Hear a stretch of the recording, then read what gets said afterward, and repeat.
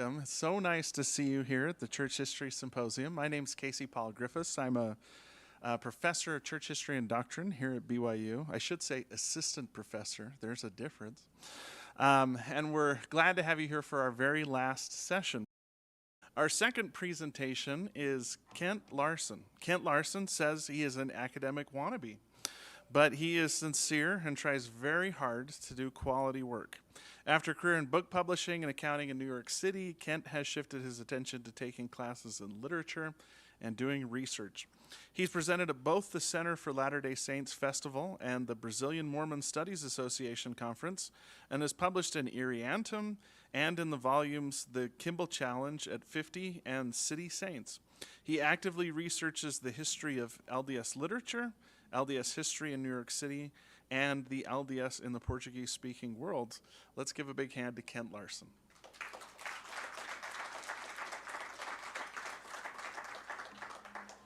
Thank you. With a number of lawyers here today, I'm kind of feeling like maybe I should give a disclaimer or something.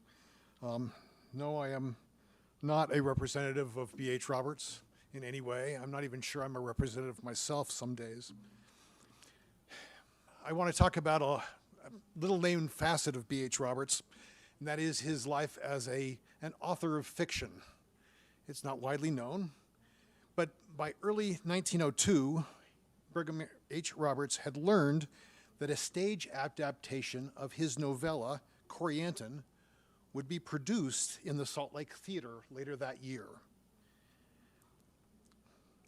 Roberts probably had known about the play by 1898, 4 years earlier, when its author, Orestes Utah Bean, and yes, that was his name, although he generally signed his letters with the hardly better O.U. Bean. So Orestes had planned to read the play to Roberts. It is possible that Roberts ignored or dismissed any possibility then that the play would be produced, but by 1902, it was clear that the production was going to happen. However, he had a little bit of a dilemma because his own version of the novella wasn't available to the public. It was originally written in either 1888 or 1889, just before Roberts was put in prison for unlawful cohabitation.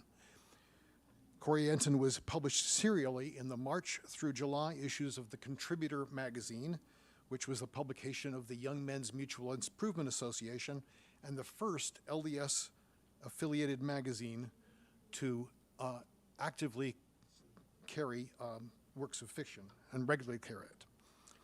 While it hadn't been republished since that time, Corianton had already served as an inspiration for another novella, Julia MacDonald's A Ship of Haggath, which appeared in the Young Women's Journal, and at this point was then the inspiration for a play.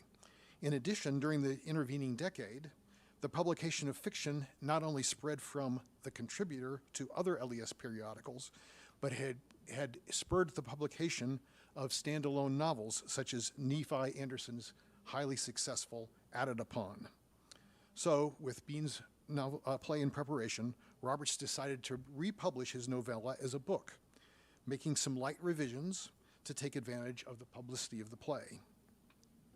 Now, currently when most people think of B.H. Roberts, you don't think of his fiction, as I said earlier. In fact, as I've gone through the biographies that have been written of B.H. Roberts, I have yet to find any of them mention his fiction. He wrote two works of fiction, a short story that was published in the Contributor a few months before this novella, and the novella Corianton. And for some reason after that, he stopped. Perhaps because of prison, perhaps because he turned his attention more to politics. Today, I want to look a little bit before this story, however, and focus on what the text of the novella Corianton itself says, along with Robert's motivations and message in the story. For Corianton, when you read it carefully, isn't what we immediately think of when we think of the story of Corianton from the Book of Mormon. Today, when we think of Corianton, we think, oh, this is something about sexual impropriety, about sex outside of marriage, basically. But this novella is primarily concerned not with sex at all, but with freedom, especially religious freedom. In addition, because the novella was revised more than a decade after it was first written, and following the principal political period of Robert's life, which Bradley covered in quite detail, it allows us to ask a question, and that is, during this decade or so that Roberts was involved in politics, did his ideas about freedom change? And if so, did they make it into the revised version of Corianton? So, before I go on and look a little bit at Robert's political life and sketch out a few things, let me give you a brief overview of the novella. Roberts begins, not as you might think. He doesn't begin with the mission of Alma and his sons and friends to the Zoramites, but with a story immediately before that of Korihor. You may remember from the Book of Mormon that Korihor is an antichrist, but the words that he's talking about are primarily about freedom. And in Korihor's version, it is an unlimited kind of freedom. In Robert's retelling, Korihor is brought to Zarahemla after the people of Gideon arrest him for the disturbance caused by his anti-Christian teachings. Korihor's popularity lies in his claims of freedom of conscience and in his suggestions that people don't have to believe in the traditions of their fathers. Of course, Korihor goes a bit farther than that, claiming that God doesn't even exist, and because there's no evidence for his existence, and that humans should be free to do whatever they want. Korihor's view is that both religion and law restrict human freedom, and so therefore they should be done away with. In the novella, Alma's son, Corianton, is attracted to Korihor's teachings. And he begins expressing doubt about the teachings of his father, Alma, and his brethren. When Korihor arrives in Zarahemla, Corianton and his brother Shiblin disagree about what should happen to Korihor, effectively taking sides in the controversy. When Shiblin tries to get Corianton to go to a meeting where the mission to the Zaramites is going to be planned, Corianton instead decides to visit Korihor in prison, asking Shiblin to tell their father that he is going to visit one imprisoned for liberty's sake. At Korihor's trial the following day, Alma, the high priest, is sitting in judgment with the chief judge because Korihor, according to the novella, has asked to be judged by both. Alma is shocked to see that his son Corianton accompanies Korihor into the venue where the trial is.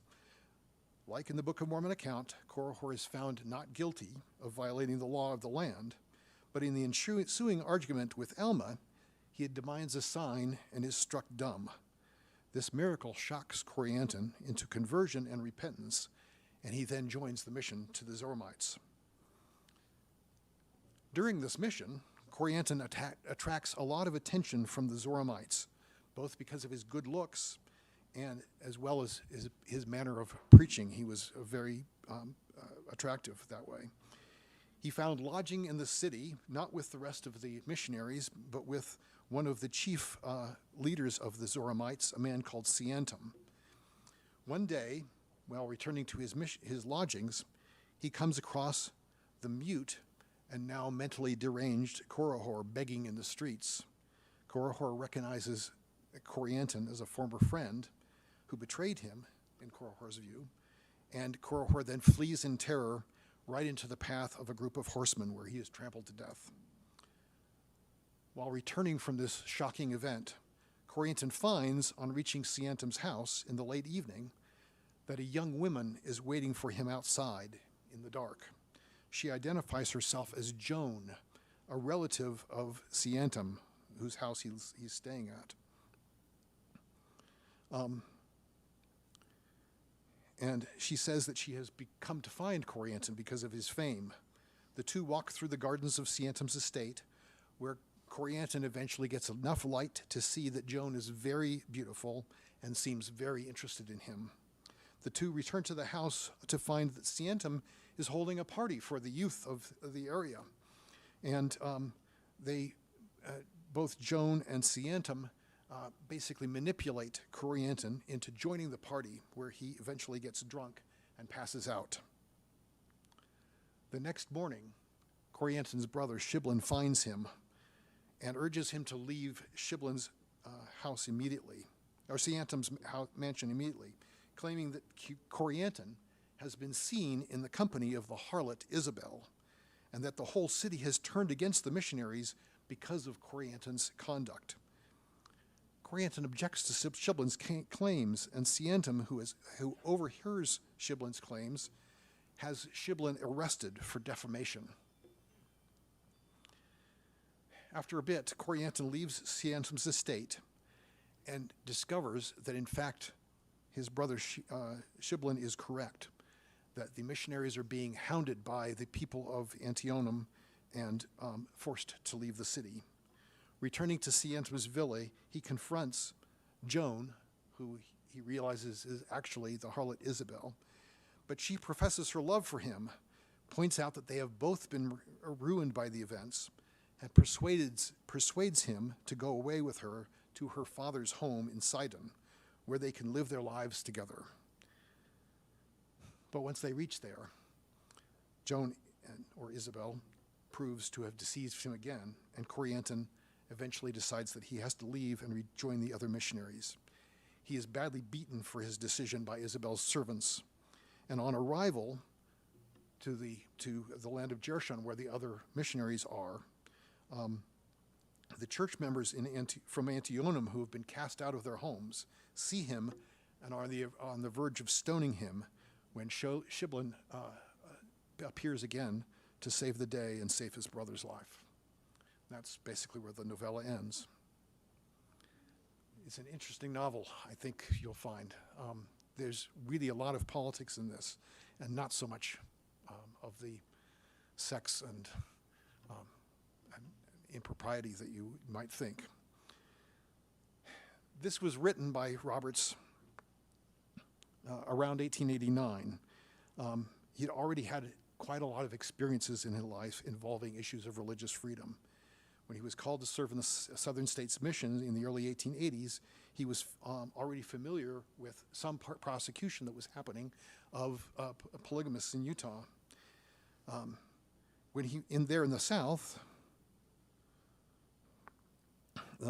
south of the United States, he also became familiar with it because of the ongoing persecution of minorities of all types in the South during the post-Reconstruction area, especially from groups like the Ku Klux Klan, who were not very happy about Mormons either.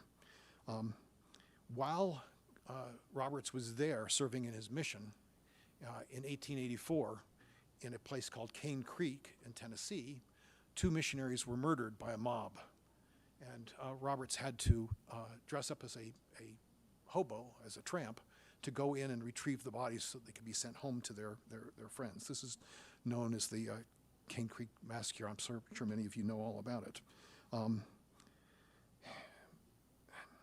Anyway, despite this persecution, and this persecution specifically that involved polygamy, because a lot of the animus that was found in the South towards Mormons was based on the fact that you had the anti-polygamy legislation and controversy that was throughout the United States. Roberts returned briefly during his mission to Utah, and at that time he married polygamously for the first time, and was assigned as the head of the president of the Tennessee Conference of the mission. When Roberts eventually completed his mission and returned to Utah in 1886, he, of course, found that polygamy persecution had only increased. He soon found work as the editor of the Salt Lake Herald, which I should say basically involved traveling around the states selling subscriptions, not so much editorial stuff. But he was soon, by December of 1886, arrested for unlawful cohabitation. He skipped bail, basically. He paid the bail, and the church helped him skip bail. He got on a train and traveled across the country under assumed name, and ended up in England, where he was the editor of the Millennial Star. Even in England, Roberts faced some of these religious freedom issues, as he also got into a series of debates with a former and anti-Mormon activist named William Jarman, and when the debates that he had with Jarman were threatened with violence, more than once Roberts had to be escape from the venue with the assistance of the police. So, after all of these things, either in those final year or so when he was in England, or soon after he returned in 1889, Roberts wrote this novella, Corianton. Despite his experiences, the novella he wrote is far from an argument for unlimited freedom. Instead, Roberts' logic suggests, in line with the Korihor story in the Book of Mormon, that there must be limits on freedom.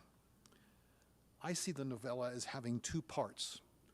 The first, covering basically the story of Korihor, is largely an argument about freedom between Korihor, an argument about freedom between Korihor and the representatives of the Nephite tradition, represented by Corianton's father, Alma, and his brother, Shiblin.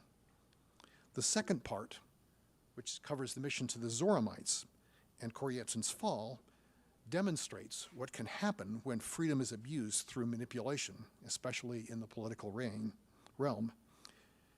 So in the first part, Roberts portrays a very strict handling of Korihor, one not found in the Book of Mormon, a case where there's lots of guards around Korihor and where the guards are following him around all the time, where he's in prison. And all of this despite the fact that the case is very quickly dismissed by the chief judge on freedom of conscience grounds. While portraying this hard treatment of Korihor, Roberts condemns starkly Korihor's agitation, projecting onto Korihor a sarcastic and disrespectful view of religion in which Korihor seems unable to distinguish between religion and government, treating them both as infringements on liberty. Korihor also regularly appeals to the crowd as he passes by through the streets of Zarahemla, as if their support would somehow win his case.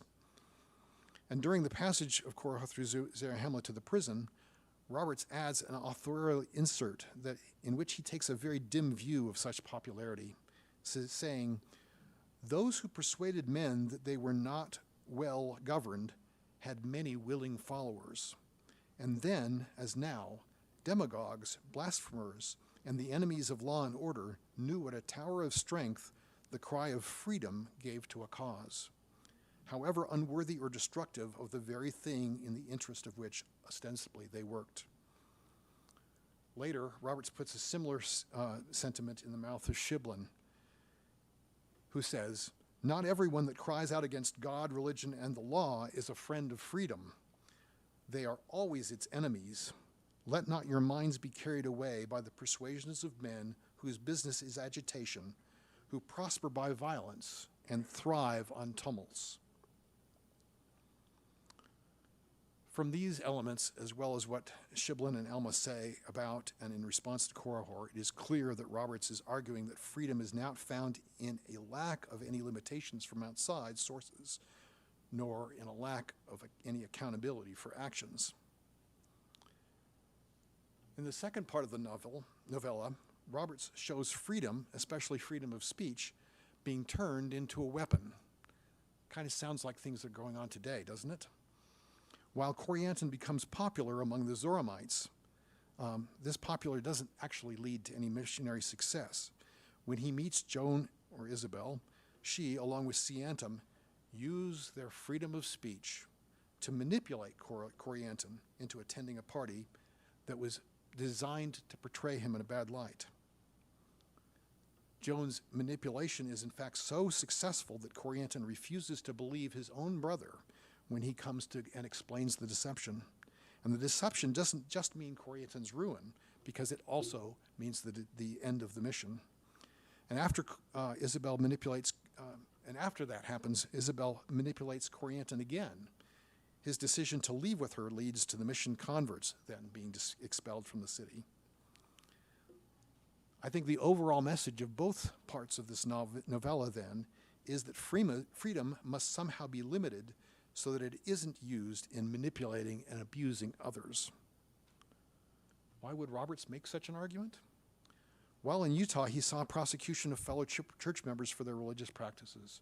In Tennessee, Roberts saw fellow church members mobbed and killed by those who found their mere presence and even existence a violation of their supposed freedoms, justifying their use of agitation, tumults, and even violence. Instead of the law being an impediment to religious freedom, Roberts sees the law, even in the face of harsh prosecution of polygamy, as a protection against the far worse effects of those who would have the freedom to do whatever they want, including acts of violence. Following the publication of Corianton, Roberts' attention was attracted first to his responsibilities as a newly called general authority, one of the 7 presidents of the 70, and then to politics, as, following the manifesto, and as Bradley discussed, Utah progressed towards statehood and involvement in national politics. As Bradley mentioned, Utah soon became a delegate to the Utah State Convention. He then turns his sights on Utah's lone congressional seat, first losing the election in 1896, and then winning election to the U.S. House of Representatives in 1898. But his election brought national controversy because he was married to 3 women. This led to an extensive investigation lasting nearly 2 years, after which Roberts was not allowed to take his seat in the U.S. House of Representatives. By 1900, this left Roberts bitter and largely led him to withdraw from electoral politics. So, the question remains, do these experiences appear in the 1902 revised version of Corianton? I believe they do, but the changes are subtle and only serve to make the overall message, surprisingly enough, less strident. Most of the changes in the novella are inconsequential, of course. They're changes in punctuation and grammar, the kind of changes that you might expect to have been made by a copy editor or typesetter. There are also changes that are more stylistic, or improvements in how Roberts worded the novella, and changes were simply things that made the novella clearer, assuming less knowledge of the reader. For example, Roberts added into the 1902 version an entire second chapter that hadn't been there before, simply to explain the background information of the events from the Book of Mormon, so that people who weren't familiar with the story didn't get lost. But also among the changes are 30 or so that influence the basic political message. Again, as I say, many of these changes are subtle. For example, Roberts changed, "You have not set on foot any society," to "You have not set on foot any definite movement." This is in the context of the chief judge addressing Korihor's actions and suggesting that there was less organization than there was in the original version of the novella. When discussing Corianton's attraction to the Zoramites, Roberts changed by sheer force of character to the force of his brilliancy, kind of toning it down and making it sound a little less strong. Even later, when Corianton and Joan are discussing their situation, Corianton's ruin becomes his undoing, something a little less strident than it had been before. Of course, not all of the changes made the text less strident. In several places, Roberts actually makes things a little bit more strident. For example, he changes in places where he's talking about groups of people discussing Korihor's situation. He changes them from groups to crowd, as if it's larger and more potentially dangerous. And towards the end of the novel, he changes Joan's, what he calls a touch of defiance in how she handles things, to a touch of mockery, implying that Joan is, again, manipulating Corianton a bit. There were a couple of changes that make the intention to be less strident, I think, quite clear. For example, early in the description of Korihor's statements, Roberts deleted an authorial comment about the French Revolution, specifically mentioning the crimes committed in the name of freedom. Later in the novel, he changes "the errors it was their hope to crush" talking about the missionaries that are going to Zarahemla, saying that they were looking to crush these errors. He changes that to the errors it was there to hope to correct. Again, something that is much, much more, much less strident and much strong than it was before. While the changes in the revision of Corianton are subtle, their trend towards mitigating the more strident parts of the novella are clear. What was that because of Robert's experience in politics during the intervening decade? Some of the things I've read about Roberts and the time he spent is this decade is also the time when Roberts became much more evangelical in what he did in his missionary work and more reaching out to others. So it's possible. On the other hand, it may be simply that Roberts was getting older, and in getting older, maybe he just simply became less strident in his views. Regardless of all of this, I think Corianton's message is an important one. By that, I don't mean to imply that I think Robert's Corianton is some major work of literature or that it is particularly well written. It is good enough that it's quite easy to read and quite an enjoyable read. However, I think it is important in LDS literature, not because of it being well written or being a huge, wonderful piece of literature, but because it is one of the earliest novellas written, and because it was adapted and adapted again. One of the few, very few LDS works that were so frequently adapted.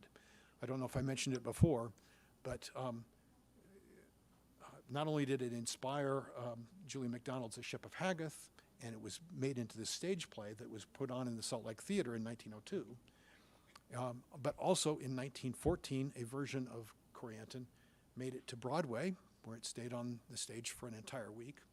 And then in 1931, it was made into a film that opened here in Salt Lake City and closed a little bit later.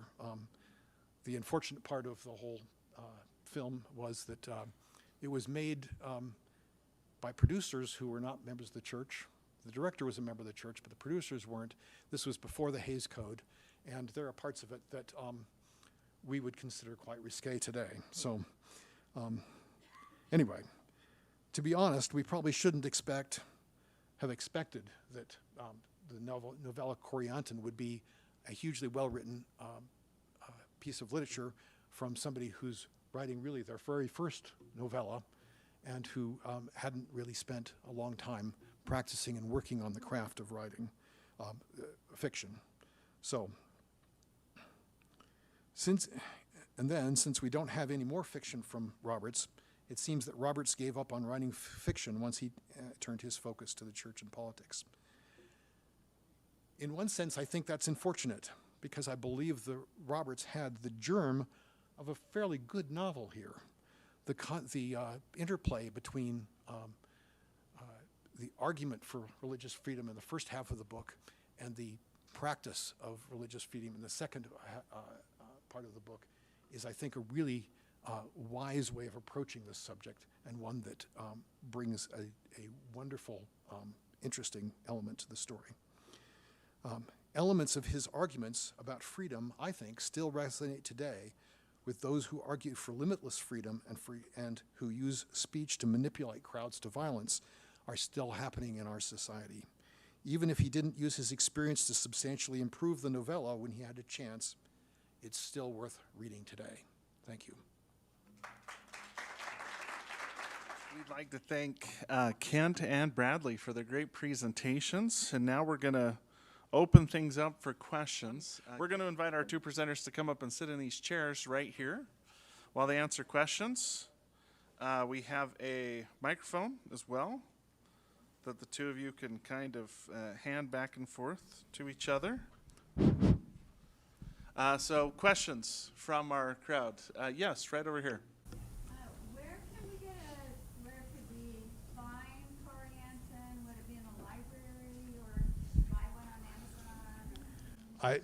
You could probably buy one on Amazon. You're going to find mostly the 1902 version, because that was published as a standalone book, And books from that time period are generally on Google Books, and a number of places then have taken the Google Books version and put out their own new versions.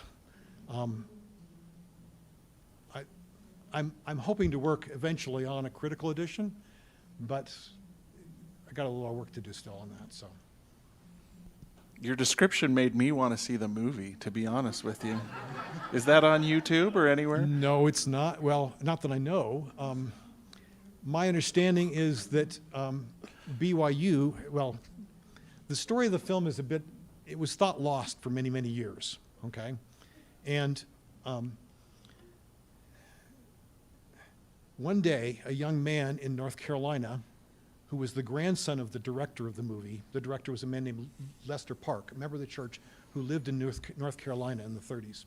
The grandson found a print of the film in his grandfather's garage, because when it came out, because it was risque, the audience here in Salt Lake, well, they stopped coming to it very quickly. So there was no market, and they couldn't do anywhere else. And so Lester Park took his copy back to North Carolina with him, put it up in the garage, and kind of forgotten about it. Then his grandson comes across a copy. His grandson at the time was a student at BYU, and basically he had his mother and her sister, who were still alive, donate it to BYU to be restored. It had been thought lost for 50 years. So BYU restored it. You can, in the library, it's possible to see it there. That's the only place where I know that you can see it without finding a pirated copy. There's probably pirated copies around, let's be honest. The kicker to all of this is that the grandson who found the movie was later on became quite a influential, somewhat controversial member of the church. You might have heard of him. His name is Orson Scott Card. So, yes, right over here. So Robert's use of a pseudonym for writing Corianton. I have to say I really don't know. He used several, as I understand it, he used several pseudonyms while he was editing because he was the editor of the contributor. I think it was partially so that he could write more and not seem like he was the only person writing. But I don't know for sure. I don't know that I've never researched that myself, and I don't know of anybody that has. So, don't know.